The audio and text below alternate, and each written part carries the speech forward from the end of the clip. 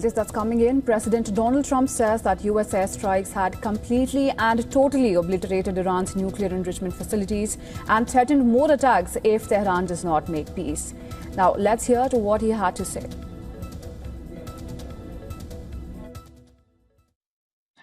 A short time ago, the U.S. military carried out massive precision strikes on the three key nuclear facilities in the Iranian regime: Fordow, Natanz, and Esfahan.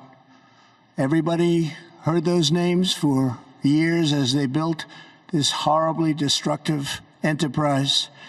Our objective was the destruction of Iran's nuclear enrichment capacity and a stop to the nuclear threat posed by the world's #1 state sponsor of terror. Tonight, I can report to the world that the strikes were a spectacular military success. Iran's key nuclear enrichment facilities have been completely and totally obliterated. Iran, the bully of the Middle East, must now make peace. If they do not, future attacks will be far greater and a lot easier. For 40 years, Iran has been saying death to America, death to Israel. They have been killing our people, blowing off their arms, blowing off their legs with roadside bombs. That was their specialty. We lost over 1,000 people, and hundreds of thousands throughout the Middle East and around the world have died as a direct result of their hate. In particular, so many were killed by their general, Qasem Soleimani. I decided a long time ago that I would not let this happen. It will not continue. I want to thank and congratulate Prime Minister Bibi Netanyahu. We worked as a team like perhaps no team has ever worked before. And we've gone a long way to erasing this horrible threat to Israel. I want to thank the Israeli military for the wonderful job they've done. And most importantly, I want to congratulate the great American patriots who flew those magnificent machines tonight, and all of the United States military on an operation the likes of which the world has not seen in many, many decades. Hopefully, we will no longer need their services in this capacity. I hope that's so. I also want to congratulate the chairman of the Joint Chiefs of Staff, General Dan Raisen-Kane, spectacular general, and all of the brilliant military minds involved in this attack. With all of that being said, this cannot continue. There will be either peace or there will be tragedy for Iran far greater than we have witnessed over the last 8 days. Remember, there are many targets left. Tonight's was the most difficult of them all, by far, and perhaps the most lethal. But if peace does not come quickly, we will go after those other targets with precision, speed, and skill. Most of them can be taken out in a matter of minutes. There's no military in the world that could have done what we did tonight, not even close. There has never been a military that could do what took place just a little while ago. Tomorrow, General Kane, Secretary of Defense, Pete Hegseth will have a press conference at 8 a.m. at the Pentagon. And I want to just thank everybody, and in particular, God. I want to just say we love you, God, and we love our great military. Protect them. God bless the Middle East. God bless Israel, and God bless America. Thank you very much. Right, and to get us more details, we're being joined by our correspondent Susan Tehrani from New York. Susan, during President Trump's address just a little while ago, he has said that if peace does not come quickly, we will go after those other targets with precision, speed, and skill. And he has also warned that without peace, there will be tragedy for Iran that will far exceed what's just taken place. Now, what can we expect in the hours coming forward? And we also know that there's going to be a military briefing on Sunday where more details will be given out. But for now, how do we make sense of the statements that's just come out of President's address just a little while ago? Yeah, President Trump really delivered a very strong message once again to Iran. He again stressed that Fordow, Natanz, and Esfahan, Iran's nuclear capabilities have been eliminated. He called it a spectacular military success. He also talked about, as you mentioned, that if Iran doesn't behave, and not so many words, then there will be more targets. And we're thinking he's possibly talking about Iran's military installations. There are other targets, of course, as well, many other ones that the United States can target. As he mentioned, these were the most difficult, but nonetheless, it also signals that while there was sort of this understanding that the United States would go in there once and get rid of these nuclear sites, then now President Trump is saying there's a possibility that the United States might go in again. That's a pretty big deal, considering the fact that many hoped that this would sort of be a one-and-done thing, just because President Trump was so keen on and insistent on saying that Iran can't have a nuclear weapon. Now that these installations have been eliminated, the United States wouldn't get involved once again. But it appears that's not the case. It depends, at least from the White House perspective, on what Iran will do next. Right, absolutely, Susan. And now from Iran's perspective, nothing exceptional has happened. Iran said that it has been anticipating an attack on the Fordo nuclear site for several nights now, and that the site had been already evacuated some time ago. So now going forward, the question is, how is Iran going to react and respond? Yeah, that's the main question, and we have to realistically try to understand where Iran stands right now. If in an event that something like this happens for Iran, those top generals that would be making decisions right now for the country and the next military move, well, they've all been eliminated. Sure, they've been replaced, but the main ones have all been eliminated by Israel. So you have that decision-making apparatus, which has been significantly weakened. You have Iran's proxies like Hezbollah, Hamas, and others, to a certain extent those in Iraq, but the Houthis seem to be operating. Many of those have been weakened as well in the region. And then you also really have Iranian skies, which it appears that is in control of Israel's hands. So Iran is in a weakened position right now. Now, that doesn't mean that it can't retaliate.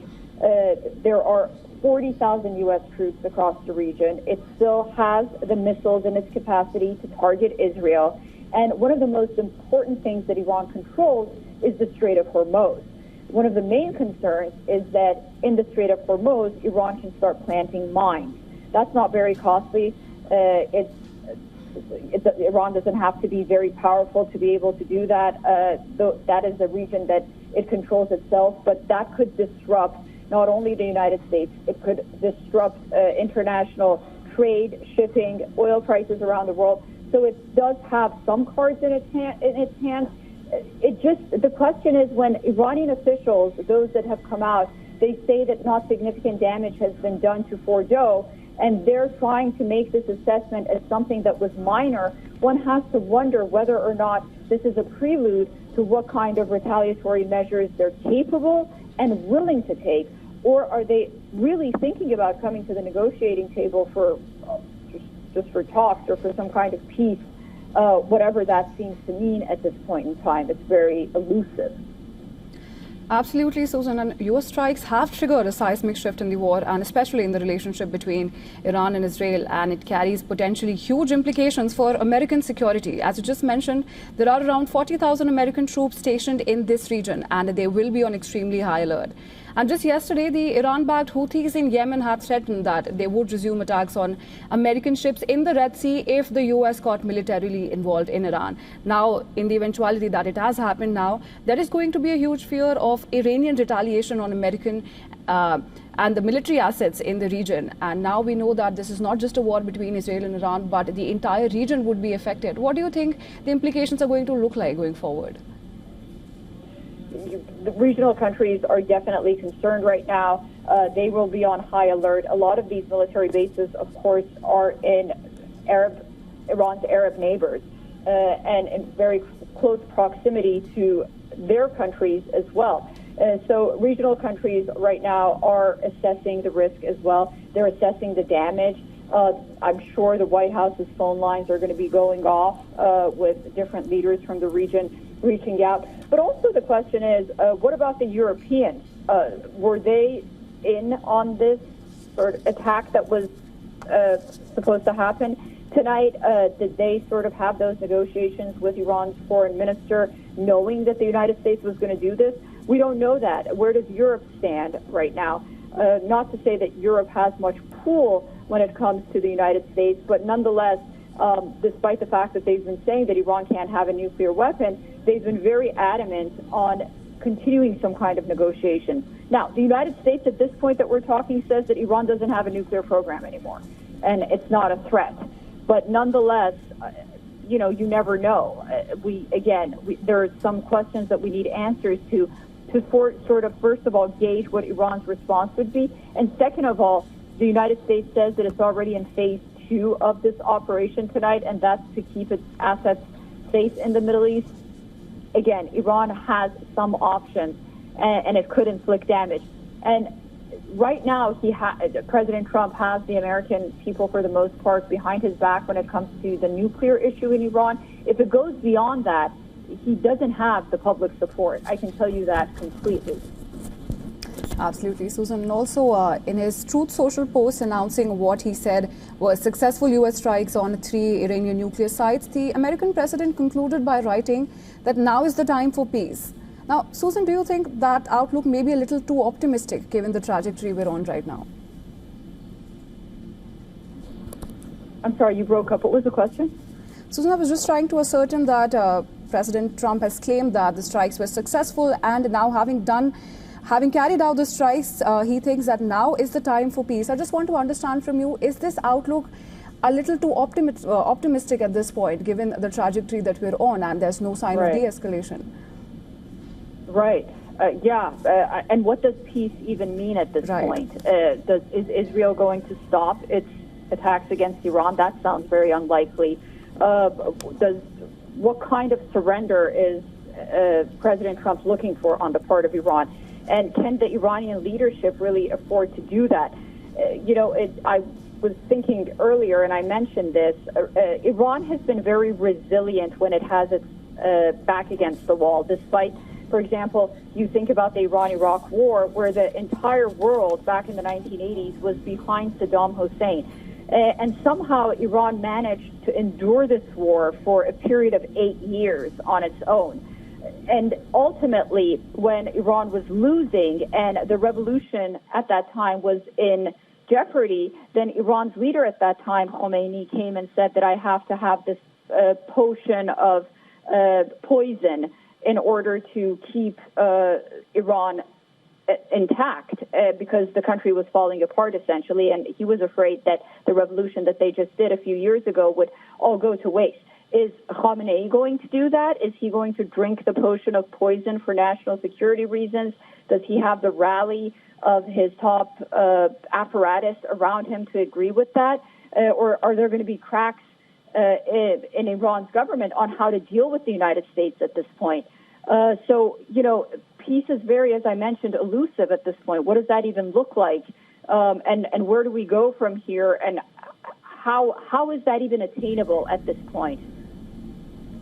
Right, Susan, and we know that 2 weeks turned out to be 2 days, and on Thursday, Trump gave the Iranians a deadline that if they wanted to avoid a U.S. strike on its nuclear facilities, but we know now that the deadline turned out to be much shorter than expected. And was that a clear stratagem at play from the U.S. side to actually let the Iranians loosen up a little bit before the strikes actually can cause some significant damage? Now, going forward, do you think the Iranians have also gotten a sense of the play that is happening right now, and they are already anticipating, as they've already mentioned, that they had anticipated this attack? How do you think are they preparing for the further attacks that now Trump has just mentioned? How do you think Iran is preparing for it, but also Americans, because clearly the American citizens are not happy with the trajectory that the war is taking right now, and US's complicity and full involvement at this point? Yeah, well, American people, for the most part, were okay with Iran not having a nuclear weapon, and if the president can really ultimately convince the American public and Congress that there was a clear and present danger to America's national security or its troops in the region, and that's why Iran got involved. But you're absolutely right. Moving forward, there just is not an appetite for some kind of another forever war, and the United States being bogged down in the Middle East for another 20, 30 years, and U.S. troops on the ground, U.S. troops being killed, and also that, sense that somehow, even if this is Israel and Iran's war, the United States every now and then just goes in Iran and starts bombing Iran. I mean, that's just not sustainable. It's not attainable. And I think that President Trump knows this. I doubt that his vision is to get the United States bogged down. But, if Iran decides to retaliate, notably on U.S. troops, then there is no choice, and the United States is involved. And at this point, what we're hearing from Iranian officials, the few that have come out and talked, they're saying that America is going to pay a price.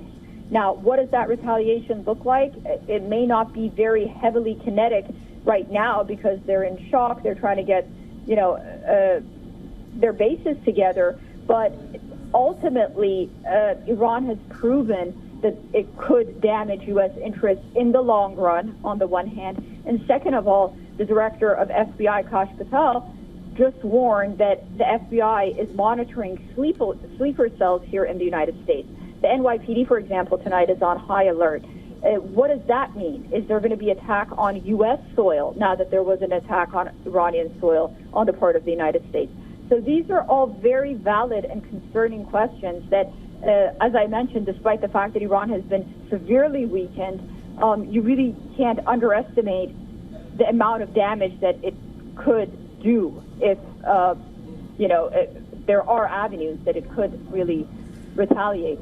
Like you mentioned, we have to wait and see the damage assessment from Iran and for it to see whether or not it's worth it to go in a full-out war against the United States or whether or not it's going to wait and then carry out attacks as it has in the past against U.S. troops, which are surprise attacks.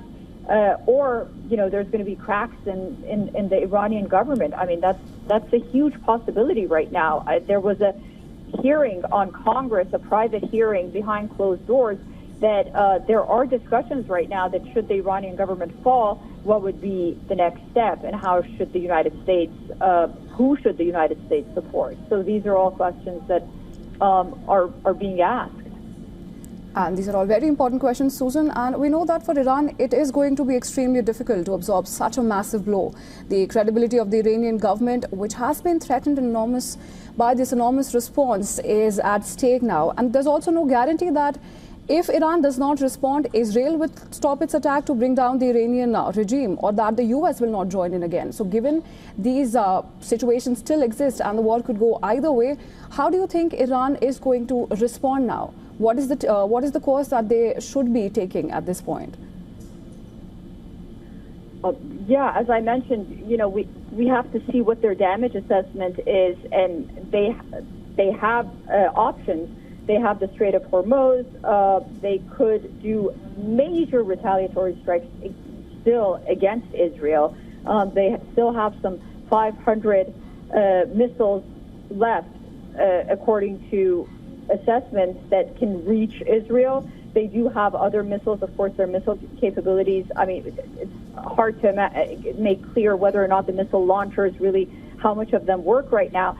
But they do have capabilities to reach Israel to a certain extent, and then they have other missiles that can, in the immediate vicinity of Iran's borders, they can easily target those as well. But the Houthis are probably one of Iran's proxies that are the most effective, perhaps, for lack of a better word, right now. You have Jaish al-Islam in Iraq to a certain extent as well, but forces like Hezbollah or even Hamas, these have been weakened. So it's hard to imagine that it would be anything around Israel. If it's going to be to Israel, it's going to be directly from Iran. But then, those regional misadventures could absolutely happen. And again, I can't stress enough how much power Iran has over the Strait of Hormuz right now.